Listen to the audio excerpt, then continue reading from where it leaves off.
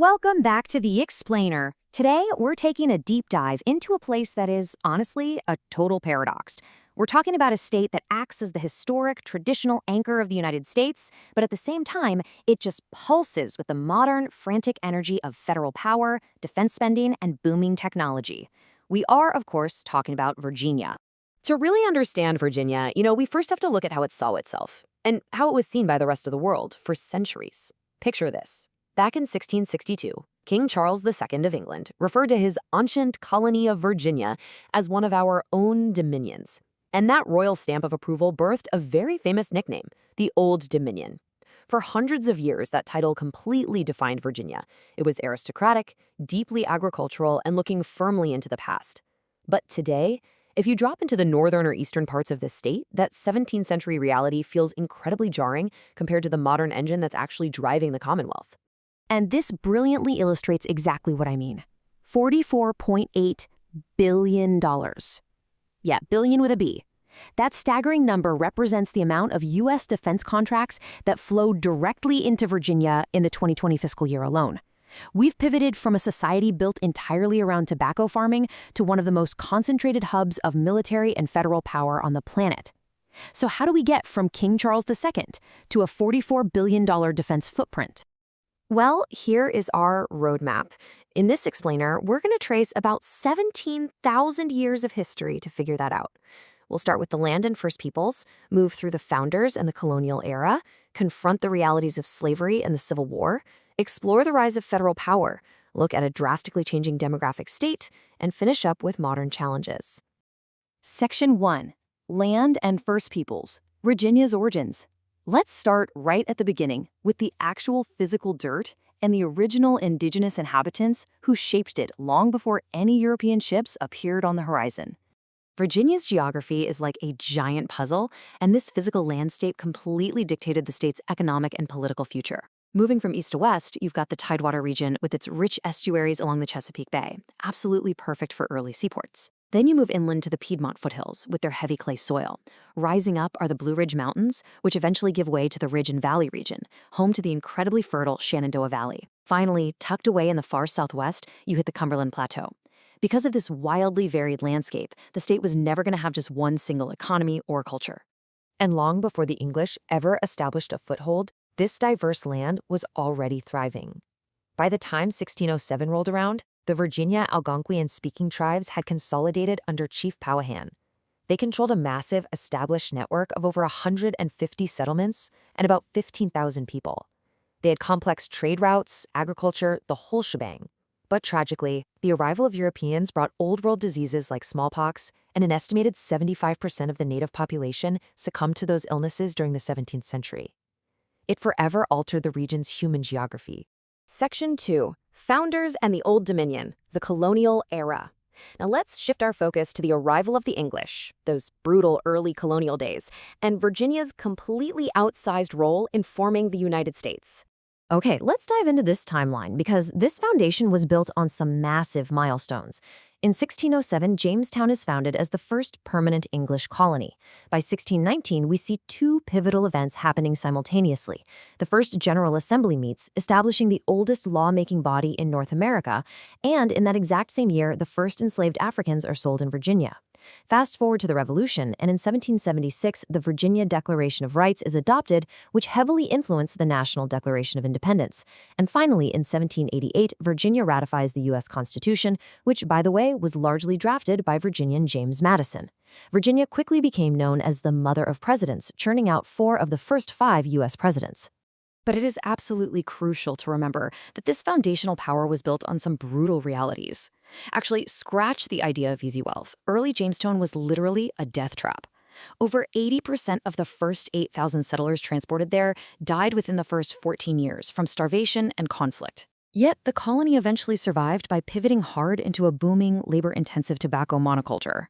The sheer global demand for tobacco exports generated massive wealth, but it also completely rewired the colony's labor needs, requiring a massive, permanent, and forced workforce. Section 3. Slavery and Civil War. A divided nation. That relentless economic demand leads us directly into the dark reality of Virginia's plantation wealth and the devastating conflict it inevitably fueled. By 1860, right on the eve of the Civil War, the number of enslaved people in Virginia reached an astonishing 490,000. Let's put that into perspective. That meant roughly one-third of the state's entire population was enslaved. It was the highest absolute number of enslaved individuals of any state in the entire country. And as decades of tobacco farming depleted the soil, the state's economy took an even darker turn, shifting heavily toward the domestic slave trade, effectively making its core business the exporting of enslaved human beings to the Deep South. The Civil War tore the state apart. Pre-war Virginia held unmatched wealth and political dominance. But because more battles were fought on Virginia's soil than literally anywhere else, the post-war reality was just absolute devastation. The Commonwealth's infrastructure was entirely destroyed, they were drowning in debt, and it literally lost a massive portion of its own territory. The northwestern counties remained loyal to the Union and legally separated to become the state of West Virginia in 1863. The decades following the war were incredibly turbulent. During Reconstruction, there was actually a brief window of multiracial political power. In 1879, a group called the Readjuster Party successfully united black and white voters against the state's wealthy elite. But this was met with severe organized backlash. By 1883, deadly riots were used by white supremacists to actively suppress black political participation. This whole era culminated in a new state constitution in 1902, which formally enacted poll taxes and other measures. This effectively disenfranchised almost all African Americans and many poor whites, locking in nearly a century of Jim Crow segregation and strict one-party rule. Section 4. Federal Power and Defense, Cold War Transformation. So how does Virginia break out of that agricultural era? Well, in the mid-20th century, the Cold War completely rewired Virginia's economy and its entire modern identity. Now, what's really interesting about this is the sheer scale.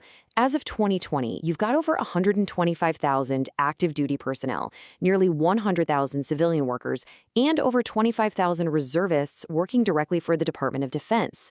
Virginia is home to the Pentagon at Arlington, and down in the Hampton Roads region, you have Naval Station Norfolk, which is the world's largest naval base. This massive injection of federal investment became the brand new lifeblood of the Commonwealth. And you know, where the military goes, federal contractors and technology are sure to follow. Today, technology jobs make up 11.1% of all employment in the state. Virginia actually boasts the third highest concentration of tech workers in the entire U.S. It's a boom driven by defense contracting, the presence of the CIA in Langley, and massive corporate hubs, like Amazon choosing Northern Virginia as the home base for its HQ2. Section 5. A changing Commonwealth, demographic shifts.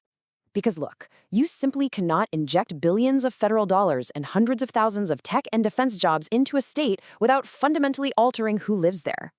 Today, you're looking at a stark geographic divide. Northern Virginia now holds 35% of the state's entire population.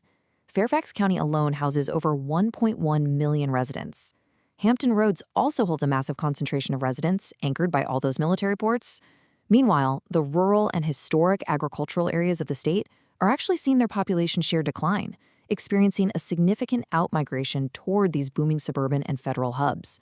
The state's center of gravity has just drastically shifted north and east.